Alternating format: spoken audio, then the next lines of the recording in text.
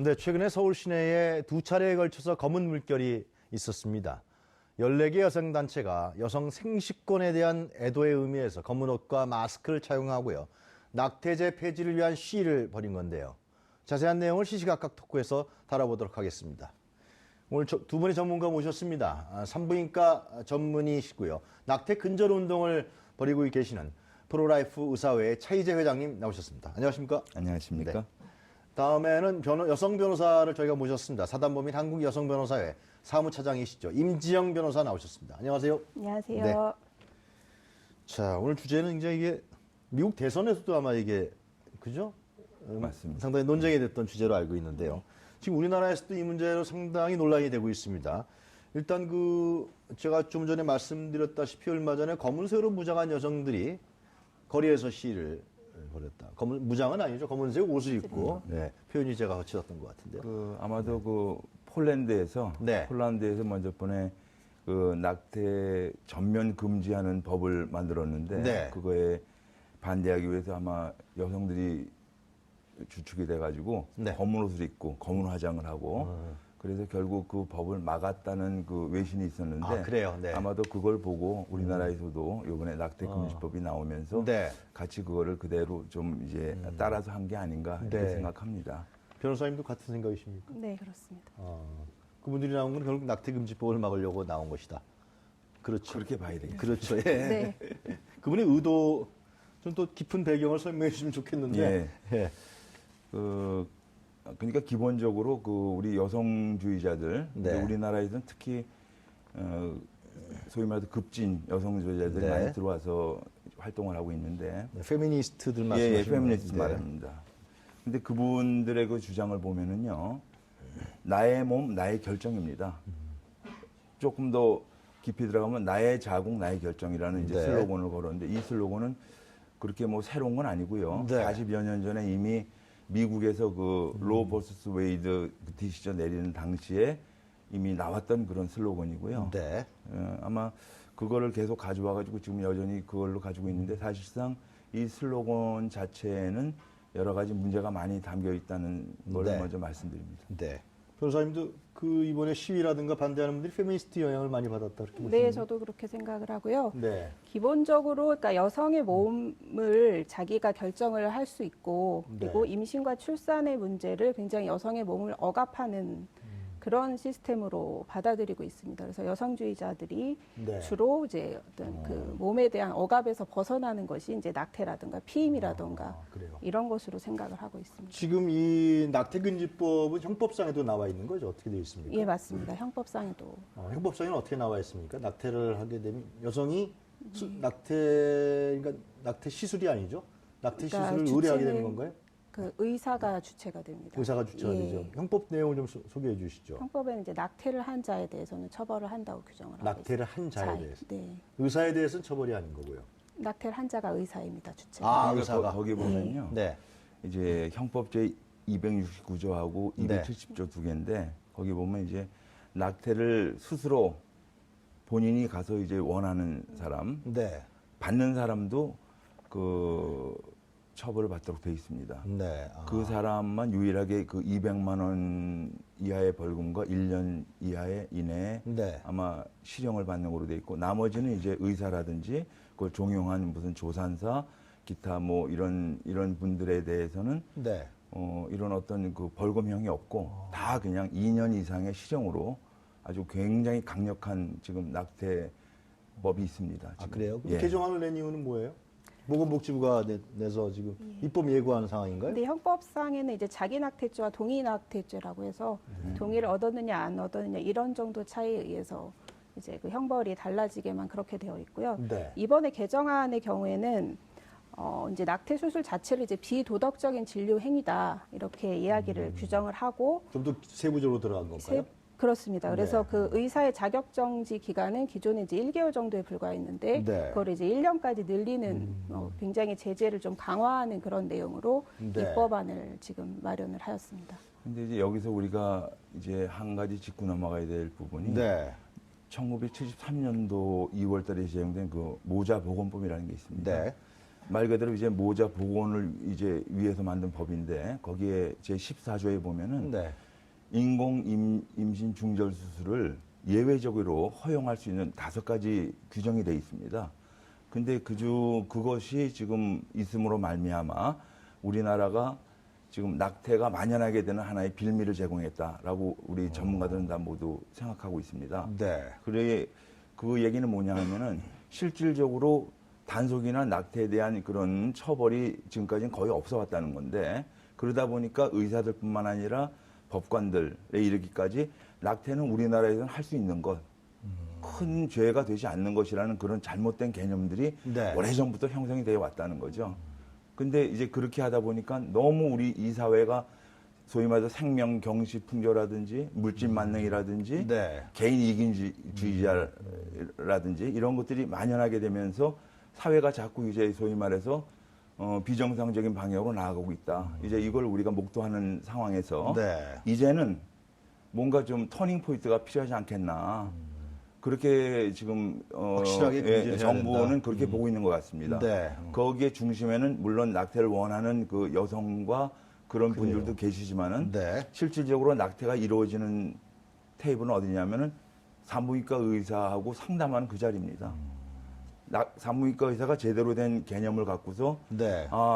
이런 상황에서 낙태하시면 안 되겠습니다. 이건 불법입니다. 라든지 이렇게 하게 되면 몸이 많이 상하게 되니까 하지 마십시오라는 그 말 한마디가 실제로 낙태를 생각하는 여성들을 다 이쪽으로 돌릴 수 있는 그런 그래서 의사의 책임 권한을 늘려 더 간다는 늘려서 면에서는 예, 아주 긍정적이라고 이렇게 저는 됐죠. 판단합니다. 자, 그런데 변호사님. 네. 예를 들면은 뭐 지금 낙태 얘기니까 제가 네. 구체적으로 얘기해야 될 것 같아요.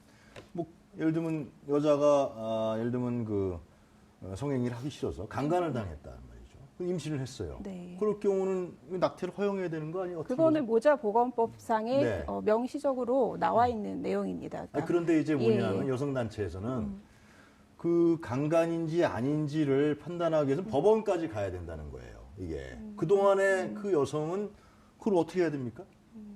근데 실제로 아니 변호사님 예. 여쭤봤는데. 예. 네, 혹시 근데 이제 여성이십니까? 예. 네, 근데 이제 강간이나 뭐 성폭행으로 인한 그렇죠. 예, 그럴 범죄로 경우에는 범죄 행위를 규명해야 예. 지금 현재 관련법 예상에서는 이건 낙태해도 됩니다라고 이제 판결이 나는데 네.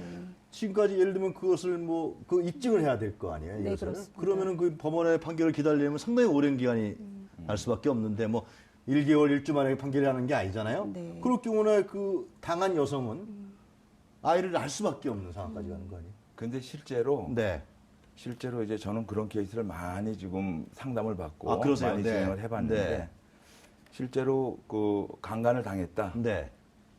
그랬을 적에 이제 경찰이나 경찰에 먼저 신고를 하고 또 뭐 필요하면 검찰에도 뭐 말할 수 있는데 지금 강간을 당한다는 거는 뭐냐면 그 강간을 했던 그 실제 남성은 네. 없다는 겁니다. 자기가 강간을 당했다는 거죠. 근데 왔는데 아니, 그 사람 적발해서 고발할 수 있는 거죠. 물론 적발이 될 예, 경우에도 그래가지고 이제 확실한 정황을 갖고서 경찰에 가게 되면은 네.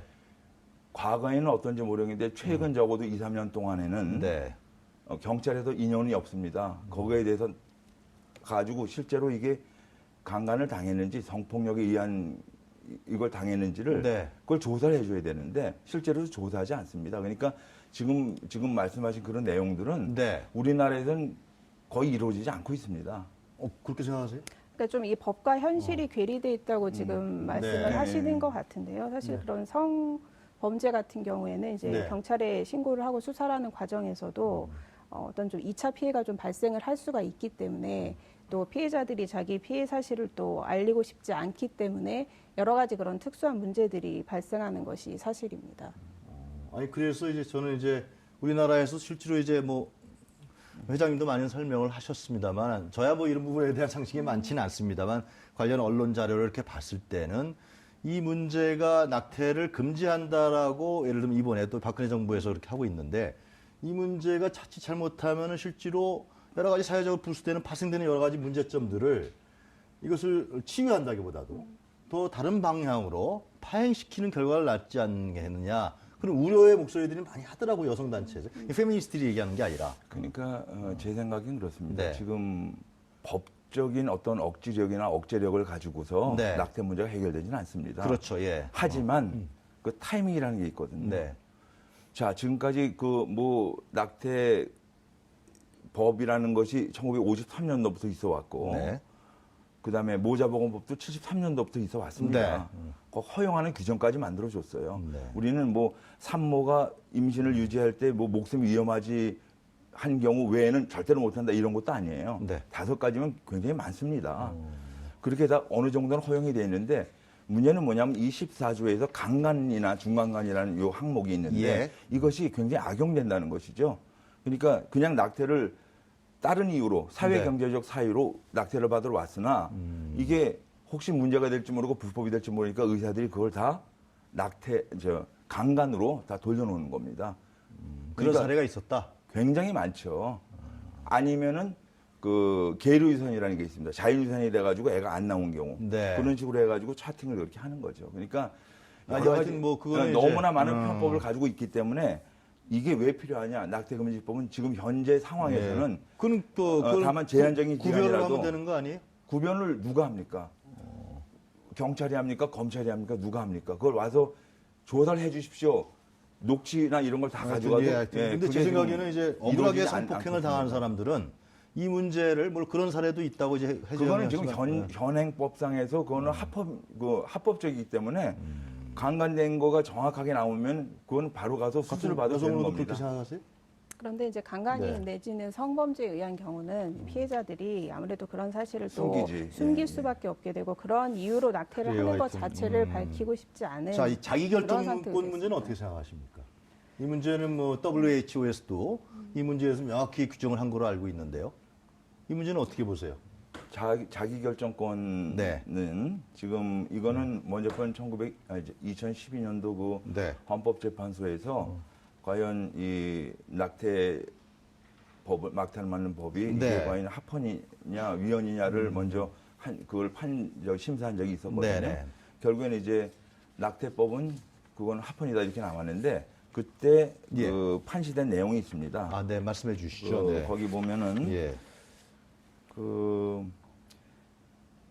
소위 말해서 자기결정권이라는 사익입니다. 사익. 네. 사익인 자기결정권이 태아의 생명권 보호라는 그 공익에 비해서 결코 우위에 있다고 할 수 없다. 따라서 그거는 태아의 생명권이 우선적으로 보호해야 된다. 이런 내용의 얘기가 있었고 네. 따라서 낙태 네. 자기 결정권은 네. 그거는 뭐 인정은 되는 범위이지만 네. 생명권에 비해서는 못하다 이런 식으로 판시가 돼 있지 않았습니까? 근데 기본적으로 자기 결정권이라는 권리 자체가 네. 그 헌법 10조상의 행복추구권에 의해서 그 여성의 직접적으로 네. 행복추구권에서 직접적으로 도출되는 권리라고 할 수 있고 네. 역시 자기 결정권 자체도 헌법상 보장되는 권리입니다. 그래서 생명권도 물론 권리이지만 그러니까 이 두 가지 권리가 서로 이제 이익 형량을 할 수 있는 그런 관계에 있는지 어떤 관계요? 이익 형량을 할 수 이 있는 경영이라는 게 뭐 어떤 좀 우리 권리와 시청자들이- 권리 예. 사이에 그러니까 이쪽 권리가 이쪽 권리보다 더 우월하다. 또 어느 한쪽 권리가 더 뭐 열등하다. 네. 이런 식으로 비교를 할 수 있는 그런 권리인 것인지부터 문제가 될 것 같습니다. 조금 더 구체적으로 상세하게 설명해 주시죠. 그러니까 지금 이제 회장님 말씀하신 거는 네. 자기 결정권보다 이제 생명권이 더 우위에 그렇죠. 있다는 회장님 그런 말씀하신 거고. 그 어떤 배경에는 그 두 가지 권리가 서로 비교해서 형량을 할 수 있는 비교해서 형량을 할 수 있는 그런 권리다라는 거를 전제로 하고 있는 것 같고요. 그것이 둘 다 이제 헌법상 보장되고 있는 권리이기 때문에 그런 네. 주장이 가능할 것 같습니다. 아니 그러니까 그 제가 본 그 자료에 가면 이제 WHO에서는 그러니까 합법적인 임신 중절은 여성이 가져야 할 근본적인 권리다라고 얘기하고 우리나라 여성 단체들도 이런 주장을 많이 하고 있는 것 같고요. 해외의 사례도 봤을 때 상당수 대부분 나라에서 이 WHO 권고를 받아들여서 지금 임신 중절을 허용하는 걸로 알고 있거든요. 미국 같은 경우도 이제 주마다 다릅니다만은 더 많은 주가 임신 중절을 허용하고 있단 말이죠. 이런 부분은 이제 회장님 이제 처음에 페미니스트 말씀하신 이건 좀 다른 차원의 문제가 아니냐. 저는 이제 제 사회보험 사건 반론을 제기하는 겁니다만은 네. 어떻게 보십니까 이런 문제는? 외국의 경우는 실제로 네. 뭐 임신 12주다 뭐 18주다 이래가지고 네. 정해놓고 그 안쪽까지는 낙태를 합법화시킨 나라가 사실 많습니다. 네. 이제 여기서 문제가 되는 게 뭐냐면 과연 언제부터 그 인간 생명으로 인정을 하느냐. 뱃속에 있는 아기를 배아냐, 태아냐. 배아냐, 태아냐 아니면 어떤 임신의 어떤 한 지점을 임의로 정해가지고 네. 24주다. 지금 현재 우리나라는 24주로 돼 있거든요. 아, 그래요? 24주 이전에는 절대로 수술을 못한다. 근데 24주 넘었을 때는 이러이러한 이유가 있을 때는 수술이 가능하다. 이런 식으로 지금 그래요? 돼 있거든요. 네네네. 그러니까 과연 어느 시점을 정할 수가 있느냐. 인간 생명을 정의하는 데 있어서 인간 생명이 그러면 어느 시점이 되기 24주면 24주, 20주면 20주 되기 전에는 그러면 네. 이거는 인간 생명이 아니냐. 이거는 뭐냐 그러면 그냥 네. 엄마 몸에 있는 세포 덩어리냐. 그게 맞느냐. 이제 이런 문제거든요. 이거에 대한 논란은 수십 년 동안 이뤄왔는데 좀 결론은 문제하고 사실 좀 없습니다. 다른 느낌인 것 같은데 이 아일랜드 같은 경우에서는 그 낙태 거기는 낙태를 예, 허용하고 카톨릭 있지 국가이기 않죠. 때문에, 예, 그래서 굉장히 막고 낙태 있죠. 수술을 받기 위해서 다른 나라로 가서 그 한 해에도 굉장히 많은 사람들이 가서 받는다. 이런 얘기가 있던데 이런 부분들은 우리가 그 무조건 하여튼 굉장히 특수한 케이스죠. 그렇습니까? 이거는 근데 이제 아일랜드- 법에서 어디까지를 금지를 하고 허용을 할 것인지를 사실은 네. 규정을 해야 되는 건데 현재 우리나라 형법에 따르면은 네. 이제 태어나는 순간부터 이제 인간으로 보고 이제 맞습니다. 인간을 살해하는 경우에는 이제 살인죄의 객체가 됩니다. 그래요. 그래서 그 출산 과정에서 나온 태아를 만약에 살해하게 되면은 그건 네. 낙태죄가 아니라 살인죄가 되고요. 그래요. 네. 그래서 태아인 단계에서 낙태를 할 경우에만 낙태죄의 객체가 되게 됩니다. 그러니까 태아하고 배아가 굉장히 중요한 기준이 되는 굉장히 거네요. 중요한 기준입니다. 근데 우리나라에서 그 제가 말씀하신 그 아일랜드 사례는 어떻게 봐야 됩니까? 그런 사례는. 그건 이제 법에서 사실은 정책적으로 결정을 해야 하는 문제일 수밖에 없다고 생각이 되는데요. 네. 그 법이 허용하는 어떤 대상을 네. 어떻게 그러니까 사회 지금 경제적인 이유까지 확장을 하느냐 이런 문제도 사실은 같은 맥락에 그래서 이 있다고 생각을 여성분들은 합니다. 그런 얘기도 한단 말이죠. 네. 경제적인 어려움 때문에 내가 이 아이를 낳느니 네. 차라리 낙태를 해서 사실상의 그 불행을 사회적 고통과 불행을 미연 방지하자 이런 주장도 하고 있는 건 사실 아니겠습니까? 그게 바로 사회 경제적 사유입니다. 네. 사회 경제적 사유가 근데 이제 2005년도에 네. 그 보건복지부하고 고려대 산부인과 교실에서 우리나라에서는 거의 뭐 처음이라고 할 수 있는 그런 네. 낙태 통계가 있었습니다. 예. 나왔는데 거기에서 보면은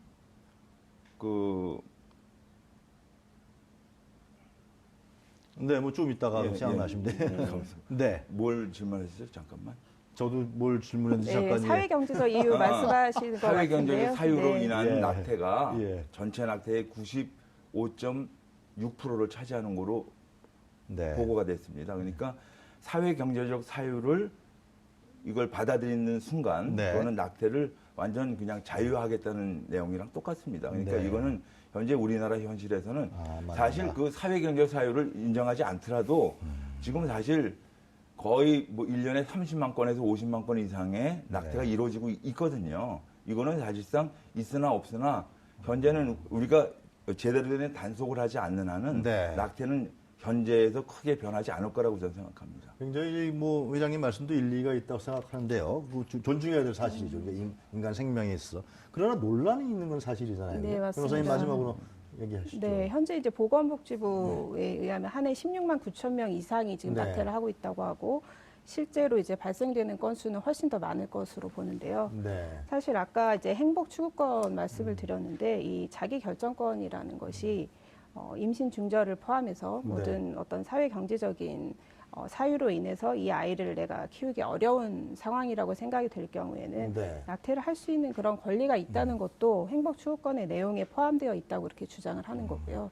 실제로 이제 뭐 미혼모의 경우라든지 예. 이런 경우에는 충분히 이제 행복 추구권의 내용에 포함될 네. 수 있는 그런 가능성이 있다고 생각합니다. 하여튼 뭐 이 문제는 이제 우리나라에서 상당히 지금 논란이 뜨거운 문제이긴 합니다만은 뭐 미국 대선에서도 논란이 됐던 문제고요.